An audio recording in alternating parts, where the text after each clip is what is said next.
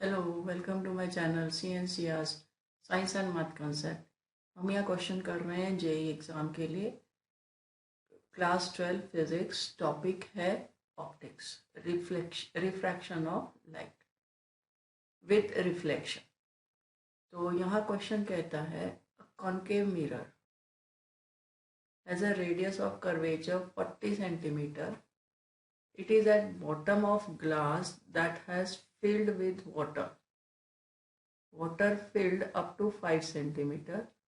If a small particle is floating on the surface of water, its image as seen from directly above glass is at a distance d from the surface of water.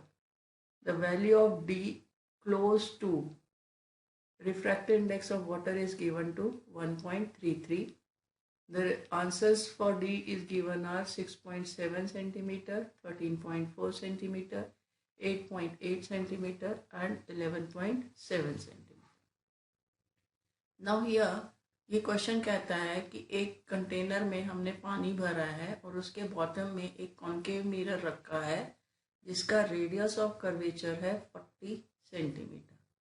अब क्योंकि ये concave mirror है तो radius negative होगा. अब focal length की value होती है r/2, तो फोकल लेंथ हो जाएगी -20 सेंटीमीटर. और मिरर के ऊपर 5 सेंटीमीटर की हाइट में ऑब्जेक्ट फ्लोट कर रहा है जिसमें वाटर फिल किया हुआ है. रिफ्रैक्टिव इंडेक्स वाटर का 1.33 हमें गिवन है. तो अब यहाँ पे हमें इमेज डिस्टेंस निकालना है. तो सबसे पहले हम यहाँ पे देखते हैं कि मिरर फॉर्मूला है 1/v plus 1/u is equals to 1/f. अब मिरर से ऑब्जेक्ट मतलब u 5 सेंटीमीटर पे है तो -5 सेंटीमीटर.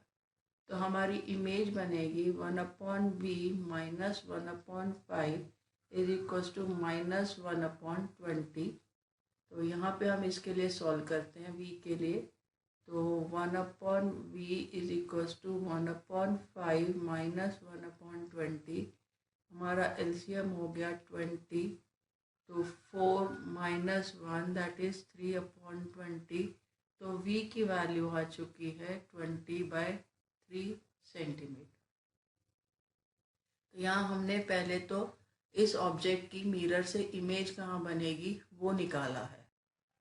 मगर अब क्योंकि ऑब्जेक्ट वाटर के ऊपर है तो ये इमेज वाटर से रिफ्रैक्शन के लिए ऑब्जेक्ट का काम करेगी.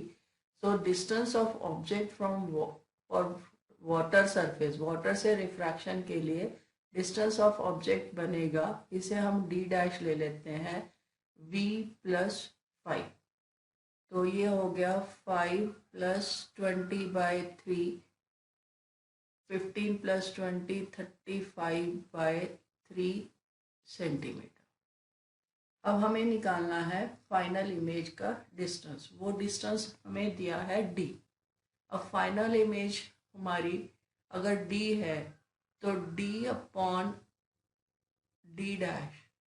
Will be equals to μ2/μ1 because it is refraction. अब ये रिफ्रैक्शन फ्रॉम वाटर सरफेस है तो therefore d is equals to d' into μ2/μ1.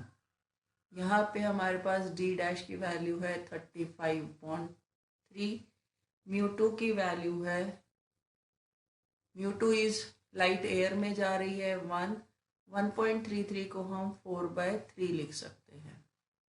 तो अब अगर हम इसे सॉल्व करते हैं तो ये वैल्यू हमारे पास आ रही है 35/3 इंटू 3/4. 3 कैंसल हो गया तो दिस इज 35/4. 35 को 4 से अगर हम डिवाइड करते हैं तो ये वैल्यू बनती है 8 9 ज़ा 30, 8 4 ज़ा 34. तो ये 8.8 सेंटीमीटर. तो जो हमारा डिस्टेंस d है और इमेज फाइनल डिस्टेंस वो हमारा आया 8.8 सेंटीमीटर. अब हम ऑप्शंस पे चलते हैं ऑप्शन सी हमें डिस्टेंस दे रही है 8.8 centimetre. So option C is the correct answer. That is all for this question. Keep watching my other videos for more challenging questions and do subscribe my channel.